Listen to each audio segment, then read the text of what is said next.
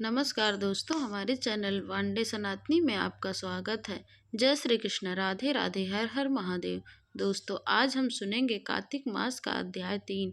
बोलिए विष्णु भगवान की जय, लक्ष्मी माता की जय, तुलसी माता की जय। सत्यभामा ने कहा, हे प्रभु, आप तो सभी काल में व्यापक हो और सभी काल आपके आगे एक ही समान है। फिर भी यह कार्तिक मास सभी मासों में श्रेष्ठ क्यों माना जाता है? आप सभी तिथियों में एकादशी और सभी मासों में कार्तिक मास को ही आप अपना प्रिय क्यों कहते हैं? इसका क्या कारण है? तब श्री कृष्ण कहते हैं, भामिनी, तुमने बहुत अच्छा प्रश्न किया है। मैं तुम्हें उसका उत्तर देता हूँ, ध्यान पूर्वक सुनो। इसी प्रकार एक बार महाराज वेन के पुत्र राजा पृथ्वी ने प्रश्न के उत्तर में नारद जी से प्रश्न किया था। इसका उत्तर देते हुए नारद जी ने उसे कार्तिक मास की महिमा बताते हुए कहा, हे राजन, एक समय शंखचूड़ नामक एक राक्षस बहुत बलवान और अत्याचारी था। उसके अत्याचारों से तीनों लोकों में त्राह त्राह मच गई थी। उस शंखचूड़ ने स्वर्ग में निवास करने वाले देवताओं पर विजय प्राप्त कर लिया था। इंद्र आदि देवताओं एवं लोकपालों के अधिकार भी छीन लिए थे। उससे भयभीत होकर समस्त देवता अपने परिवार के सदस्यों के साथ सुमेरु पर्वत की गुफाओं में बहुत दिनों तक छिपे रहे। तत्पश्चात वे निश्चित होकर सुमेर पर्वत की गुफाओं में ही रहने लगे थे।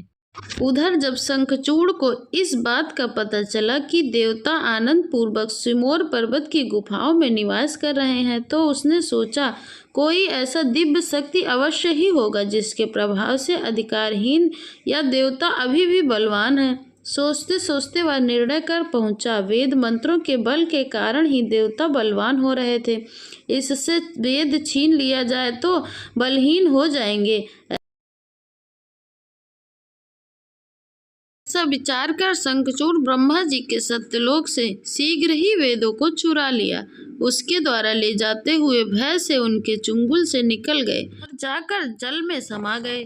शंखचूड़ ने वेद मंत्रों तथा बीज मंत्रों को ढूंढते हुए सागर में प्रवेश किया, परंतु ना तो उस वेद मंत्र मिले और ना ही बीज मंत्र। जब शंखचूड़ सागर से निराश होकर लौटा तो उस समय ब्रह्मा जी पूजा की सामग्री लेकर सभी देवताओं के साथ विष्णु की शरण में पहुंच गए और भगवान की गहरी निद्रा से जगाने के लिए गाने बजाने लगे।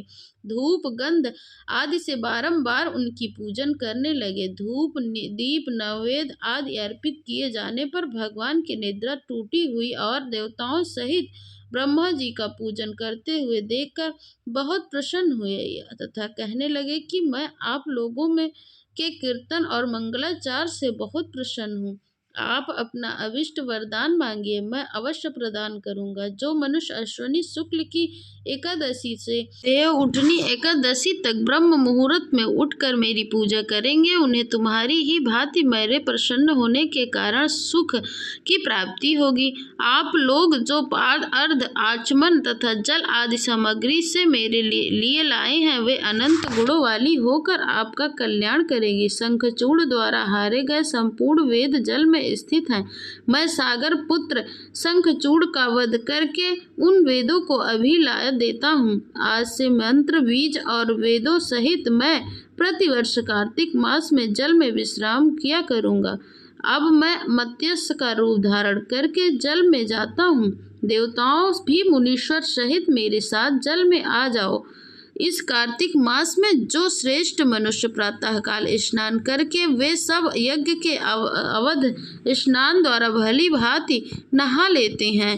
देवेंद्र कार्तिक मास में व्रत करने वाले को हर प्रकार से धन पुत्र आदि देना और उनकी सभी आपत्तियों से रक्षा करना।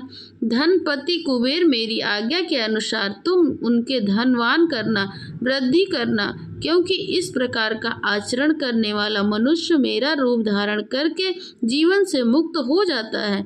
जो मनुष्य जन्म से लेकर मृत्यु पर्यंत विधि पूर्वक इस उत्तम व्रत को करता है, आप लोगों का भी पूजनीय होता है। शुक्ल पक्ष की एकादशी तिथि का तुम लोगों ने मुझे जगाया है, इसलिए यह तिथि मेरे लिए अत्यंत कीर्तिदायक है और माननीय भी है। हे देवताओं, यह दोनों व्रत नियम पूर्वक करने से मेरा धन साधन प्राप्त कर लेते हैं। इन व्रतों को करने से जो फल मिलता है वह किसी भी अन्य व्रत से नहीं मिलता है। अतः प्रत्येक मनुष्य को सुखी और निरोग रहने के लिए कार्तिक महात्म्य और एकादशी कथा सुनते ही उपयुक्त नियमों का पालन करना चाहिए।